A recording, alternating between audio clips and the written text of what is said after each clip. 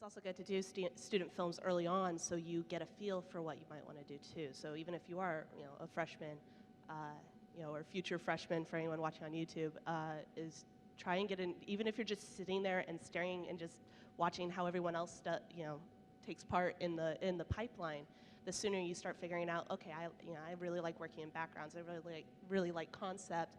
I don't really like 2D. I like 3D. Figuring all that stuff out. So senior films are awesome for that. So. And in fact, there's a senior that I respect highly, and I know that Professor Gustafson knows his full name, and I don't know if I'm right. It's Matthew Luck? Yes, I am. Pay attention, Troy. It is Matt Luck. It is, what's his last name?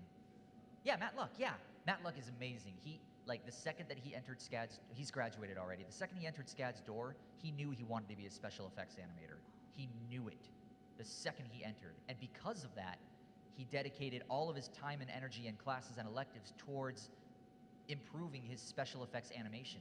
And when it came time to do his senior film, his entire senior film was just special effects animation.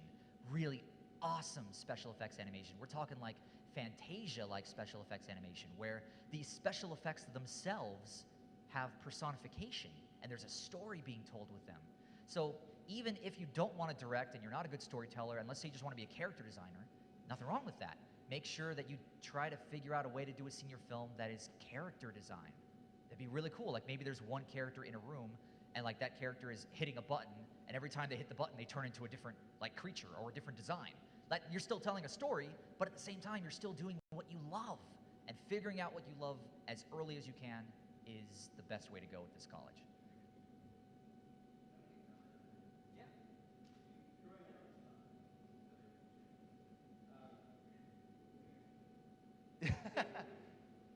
We were just talking about this because we agree in one part where like you come in, you want to focus on something right away and you zone in on it.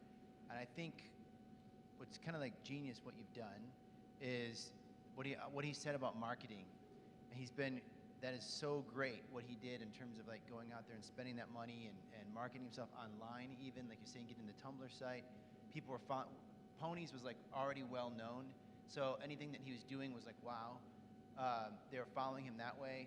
You also, I think it was very smart to like, you actually were able, not everyone can do this, but like you were able to take 2 classes per quarter, extend it longer, so that you've been able to learn from other people.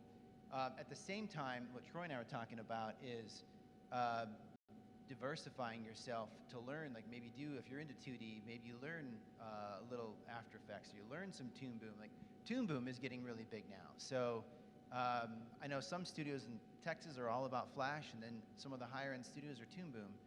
But excuse me, it's good to focus in on that one thing.